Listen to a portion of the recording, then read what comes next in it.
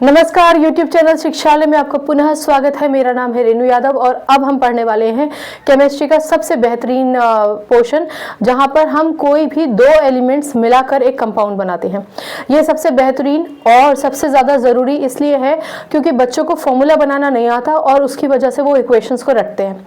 जहाँ वो इक्वेशंस को रटना शुरू कर देते हैं वहीं से उनको 10th standard, 11th standard, 12th standard की केमिस्ट्री एकदम दुश्मन लगने लगती है, लिटरली दुश्मन लगने लगती है। बच्चों को क्यों नहीं पसंद केमिस्ट्री? क्योंकि फॉर्मूला बनाना नहीं आता, बैलेंस करना नहीं आता। तो चलिए सीधे हम बात करते हैं कि मैग्नीशियम क्लोराइड हमारे पास एक कंपाउंड है, ठीक है ना। मैं सब बताऊंगी कंपाउंड क्या और ये सब, आप सिर्फ मेरी बात को ध्यान से सुनिए। देखिए, अब मैग्नीशियम क्लोराइड का हमें फॉर्मूला बनाना है, हमें वर्कआउट करना है कि किस तरीके से हम इसका फॉर्मूला बनाएंगे। तो मैं आपको शुरुआत में अब फॉर्मूला बनाना सिखा रही हूँ, तो बहुत बेसिक से बातें बताऊंगी। जिन लोगों को इन बेसिक बातों का ज्ञान है वो स्क्रॉल करके आगे बढ़ जाइए और आगे से सुनिए वीडियो, ठीक है। और जो थोड़ा सा बेस भूल गए हैं वो ध्यान से सुनिए। अब मेरे पास दो यहाँ पर एलिमेंट्स है, यहाँ एक छोटा सा पॉज लीजिए। एलिमेंट्स जो होते हैं ना, उसमें आप मेटल्स, नॉन मेटल्स, एम्फोटेरिक सबको मिला के एलिमेंट्स बोलते हैं, सबको मिलाकर एलिमेंट्स बोलते हैं। एलिमेंट एक जनरल टर्म है, मेटल्स, नॉन मेटल्स, एम्फोटेरिक, दुनिया भर की चीज़ों के लिए, ठीक है। मेटल्स, नॉन मेटल्स सुना होगा, एम्फोटेरिक नहीं सुना, चिंता मत करो, अभी 9th स्टैंडर्ड में नहीं भी सुनोगे तो कोई दिक्कत नहीं, 10th में तो आना ही है। चलिए, तो अब हम पर्टिकुलरली मैग्नीशियम की बात कर रहे हैं। हमने लिखा मैग्नीशियम। मैग्नीशियम को हम सिंबलाइज करते हैं Mg से और इसका एटॉमिक नंबर है 12। अभी हम सिर्फ मैग्नीशियम की बात करेंगे, आप बहुत ध्यान से सुनिए, आपको बहुत इंटरेस्टिंग लगेगा धीरे धीरे। मैग्नीशियम एटॉमिक नंबर 12, इसका मतलब नंबर ऑफ प्रोटॉन न्यूक्लियस के अंदर 12 है और number of electrons outermost shells में भी 12 ही होंगे। डिस्ट्रीब्यूशन हम करते हैं जब इलेक्ट्रॉन्स का, तो हम उसको कहते हैं कॉन्फ़िगरेशन, ठीक है। तो कॉन्फ़िगरेशन मतलब KLM, इसका मतलब n इक्वल्स टू 1, k का मतलब n इक्वल्स टू 2 और m जो है n इक्वल्स टू 3 होता है, ठीक है। ये सब लिखने की ज़रूरत नहीं है, पहले बार फॉर्मूला बनाने के टॉपिक को सुन रहे हो इसलिए बता रही हूँ। तो आप जानते हैं k शेल में 2 ही इलेक्ट्रॉन आते हैं, l में 8 आते हैं, m में मैक्सिमम 18 आते हैं, लेकिन मिनिमम 8 हो तो काम चल जाएगा। लेकिन हम मैग्नीशियम की बात करते हैं, हम रूल की बात नहीं करेंगे, हम मैग्नीशियम की बात करेंगे। हमारे पास क्या प्रोबेबिलिटी है? पहले शेल में 2 इलेक्ट्रॉन आ गए, दूसरे शेल में 8 इलेक्ट्रॉन, चलो आ गए, 2 और 8 10, हमारे पास थे टोटल इलेक्ट्रॉन्स 12, यानी 2 इलेक्ट्रॉन बचे, ठीक है। अब यहाँ एक छोटा सा पॉज लीजिए, याद कीजिए हमने क्या डिस्कस किया था। हमने डिस्कस किया था कि किसी भी एलिमेंट को अपना ऑक्टेट कंप्लीट करने के लिए 8 इलेक्ट्रॉन्स की ज़रूरत होती है। 8 के आधे अगर 4 होते हैं तो वो इलेक्ट्रॉन शेयर करता है, लेकिन अगर 4 से भी कम है, यानी 1, 2 या 3 इलेक्ट्रॉन एलिमेंट के पास है, तो वो इन इलेक्ट्रॉन्स को देना बेहतर समझता है। याद है ना? चलिए, तो इसका मतलब मैग्नीशियम अपने ये 2 इलेक्ट्रॉन्स निकाल देगा, यानी मैग्नीशियम इन 2 इलेक्ट्रॉन्स को निकाल देगा, क्योंकि वो अपने इन दोनों इलेक्ट्रॉन्स को निकाल रहा है, मतलब दे रहा है, किसी को भी दे रहा है, हमें इससे फर्क नहीं, अभी दे रहा है ना, इसलिए उसके ऊपर आ जाएगा 2 पॉजिटिव चार्ज। ये कहानी आप सुनकर आए हैं।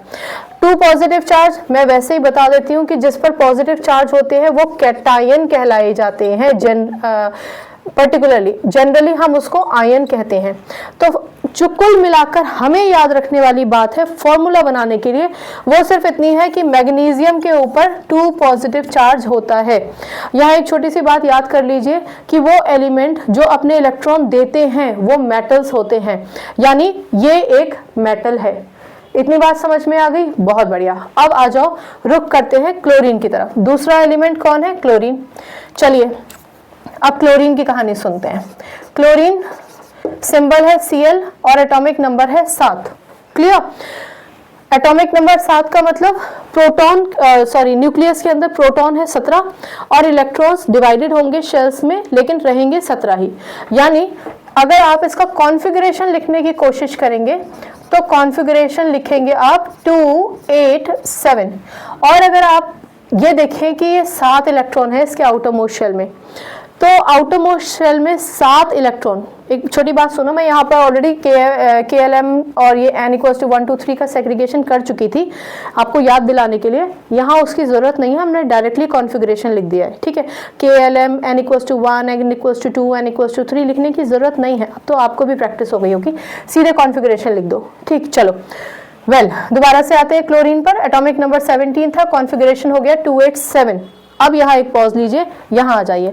आप जानते हैं किसी भी एलिमेंट को अपना ऑक्टेट कंप्लीट करने के लिए 8 इलेक्ट्रॉन की ज़रूरत होती है।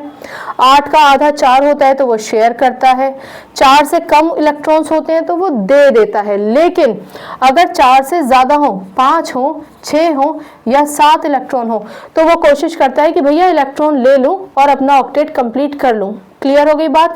चलो, यानी क्लोरीन एक इलेक्ट्रॉन लेगा। क्लोरीन के पास 7 इलेक्ट्रॉन है ना, ऑक्टेट कंप्लीट करने के लिए 8 इलेक्ट्रॉन की जरूरत है, एक ही इलेक्ट्रॉन की कमी है, तो क्लोरीन एक इलेक्ट्रॉन लेता है और उस पर नेगेटिव चार्ज आ जाता है।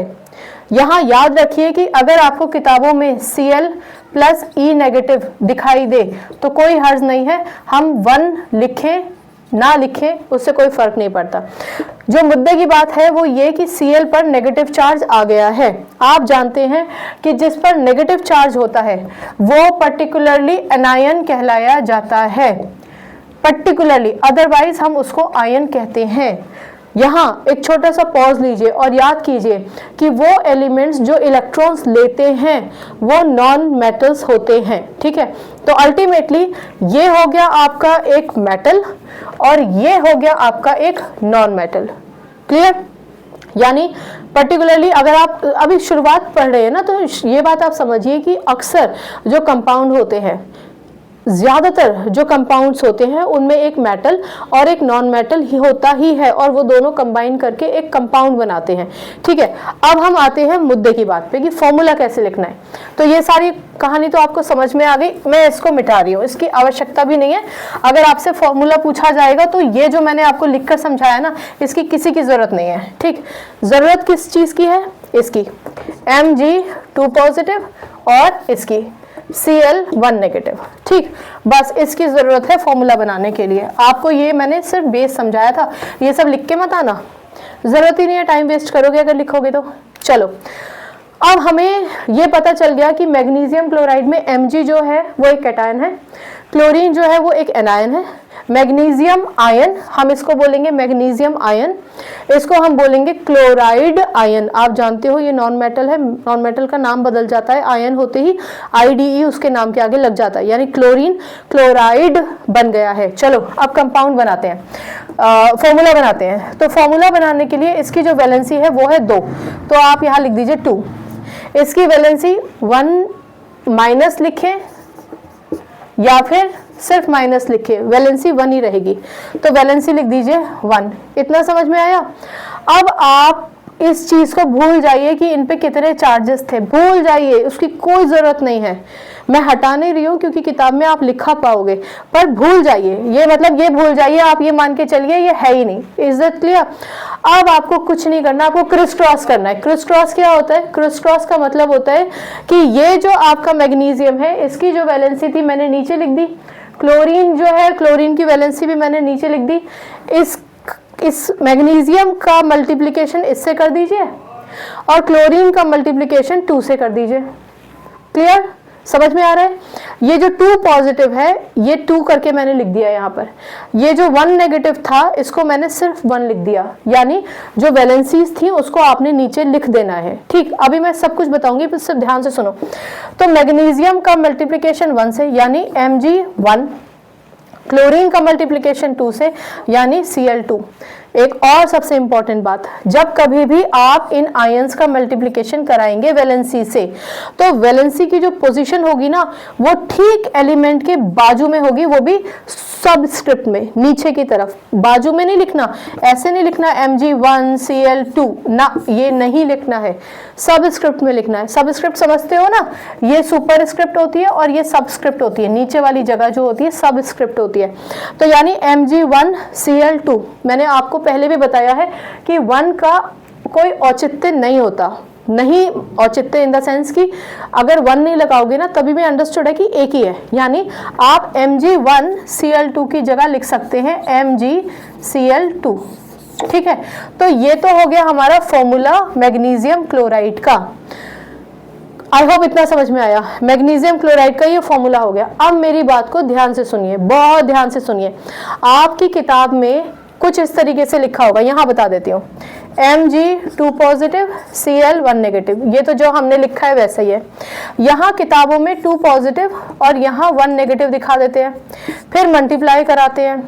तो बच्चा क्या करता है, Mg1 नेगेटिव Cl2 पॉजिटिव ऐसे कर देता है, कंफ्यूज हो जाता है। उस कंफ्यूजन की वजह से ही मैं आपको लेक्चर की शुरुआत से कह रही हूँ कि वैलेंसी के साथ प्लस या 1 मत लगाइए। किताब में लगा है तो उससे आपको कंफ्यूजन ही होगा, आप सिर्फ उसकी वैलेंसी उतार दीजिए।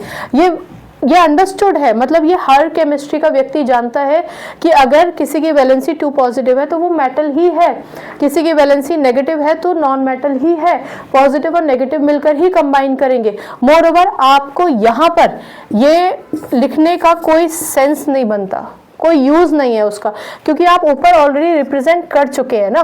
तो अब तो आपको सिर्फ क्रिस क्रॉस करना है, और क्रिस क्रॉस जो है वो पॉजिटिव या नेगेटिव साइन से थोड़ी करना है, क्रिस क्रॉस तो आपको सिर्फ होल नंबर से करना है, नंबर से करना है, ठीक है। तो यहाँ पर आप ये मान के चलिए कि जब आप ऐसे लिखें, अगर आप कंफ्यूज हो रहे हैं शुरुआत में, तो आप इसको ऐसे लिख सकते हैं, Mg2 positive Cl1 negative, valency 2 valency 1। अब अगर आपको कंफ्यूजन हो रहा है इससे तो ये हटा ही दो आप, कोई दिक्कत नहीं। अब मल्टीप्लाई कर दीजिए, क्रिस क्रॉस कर दीजिए, तो Mg1 Cl2, 1 का औचित्य नहीं है तो MgCl2। आया बात समझ में? ठीक, तो ये क्या कहलाया जाता है, ये कहलाया जाता है मैग्नीशियम क्लोराइड। मैग्नीशियम अभी भी मैग्नीशियम है, क्लोराइड अभी भी क्लोराइड है, पर अब जब ये दोनों मिल गए हैं तो आप इनके नाम के आगे आयन नहीं लगाएंगे। दोबारा से सुनिए, जब ये दोनों मिल गए हैं तो आप इनके नाम के आगे आयन नहीं लगाएंगे, ना कैटायन ना एनायन, जब ये मिल गए हैं तो, ठीक है। अब क्योंकि ये दोनों के दोनों जब कंबाइन हो जाते हैं तो इसको आप कहते हैं कंपाउंड। कंपाउंड, जब मैग्नीशियम ने इलेक्ट्रॉन नहीं दिए थे तो वो एक एलिमेंट था, एक एटम था। जब क्लोरीन ने इलेक्ट्रॉन नहीं लिए थे तब वो एक एलिमेंट था, एक एटम था, एक एलिमेंट था। लेकिन जब इस मैग्नीशियम ने 2 इलेक्ट्रॉन दिए तो ये आयन बन गया था। क्लोरीन ने 1 इलेक्ट्रॉन लिया तो वो आयन बन गया था। लेकिन जब इन दोनों ने क्रिस क्रॉस कर दिया तो क्रिस क्रॉस करने की वजह से इनके जो चार्जेस थे, भले ही चार्जेस कितने भी थे ऊपर नीचे, उस पर अभी 9th स्टैंडर्ड में आप ध्यान मत दीजिए, लेकिन वो क्रिस क्रॉस करने की वजह से इनके बीच का जो डिफरेंस था पॉजिटिव नेगेटिव का, आप ये मान के चलिए कि फिलहाल वो खत्म हो गया, न्यूट्रलाइज हो गया, नील हो गया, आप ऐसे मान के चलो 9th स्टैंडर्ड के लेवल से। इसीलिए आप इस मैग्नीशियम को मैग्नीशियम आयन नहीं कहेंगे, इस क्लोरीन को क्लोरीन आयन नहीं कहेंगे या क्लोराइड नहीं कहेंगे, बल्कि इन दोनों का मिलकर एक अलग ही नाम हो जाएगा, क्योंकि एक अलग ही कंपाउंड बन जाएंगे, ठीक है, जो होता है मैग्नीशियम क्लोराइड। और जब आपसे पूछा जाए कि मैग्नीशियम क्लोराइड बनाने के लिए कौन कौन से एलिमेंट्स का इस्तेमाल किया गया, आपसे ये पूछा जाता है, ये नहीं पूछा जाता कौन कौन से आयंस थे। नॉर्मली पूछते हैं मैग्नीशियम क्लोराइड में कौन कौन से एलिमेंट थे, तो आप कहेंगे मैग्नीशियम और chlorine. I hope this is clear. Well, तो अगर आपसे कभी पूछा जाए फॉर्मूला कैसे बनाया जाएगा, तो फॉर्मूला पता होने के लिए आपको चार्जेस पता होने चाहिए, और 9th स्टैंडर्ड में तो बहुत सारे फॉर्मूलेस बनवाए ही नहीं जाते हैं, तो चार्जेस को रट्टाफिकेशन करने की ज़रूरत नहीं है। ध्यान से लेक्चर सुनेंगे, अपने आप आपको चार्जेस याद हो जाएंगे, ठीक है ना। सो आई होप आपको मैग्नीशियम क्लोराइड का फॉर्मेशन समझ में आया होगा, फॉर्मूला भी, कंपाउंड क्या होता है ये भी समझ में आया होगा, क्रिस क्रॉस क्या होता है ये भी समझ में आया होगा। ये यहाँ से आंसर शुरू हो रहा है। अगर पूछा जाए फॉर्मूला कैसे लिखना है तो यहाँ से शुरू हो रहा है। इससे पहले मैग्नीशियम के पास कितने ये इलेक्ट्रॉन्स हैं, डिस्ट्रीब्यूशन, इसको बनाने की ज़रूरत नहीं है। पर अगर इनिशियल स्टेज में आप कंफ्यूज हो रहे हैं, आपको एटॉमिक नंबर तो याद है पर आपको समझ नहीं आ रहा कि ये देगा लेगा, ये पॉजिटिव है ये नेगेटिव है, क्योंकि इनिशियल स्टेज है ना, अभी सीख ही रहे हो आप, तो कंफ्यूज हो सकते हैं। तो बशर्ते आप जो मैंने आपको इससे पहले लिख कर बताया था, एटॉमिक नंबर, कॉन्फ़िगरेशन, देगा या लेगा, वो भी आप कर सकते हैं, अपनी सहूलियत के लिए कर सकते हैं। ऐसा नहीं कि टीचर उस पर नंबर काटेगी, रफ स्पेस में कर लीजिए और यहाँ से फेयर प्लेस में कर लीजिए, कोई फर्क नहीं पड़ता, ठीक है ना। चलिए, तो आई होप आपको फॉर्मूला बनाना आ गया होगा। हम ऐसे और भी एग्जाम्पल्स डिस्कस करेंगे ताकि आपके दिमाग में बिल्कुल कॉन्क्रीट कॉन्सेप्ट बैठ जाए।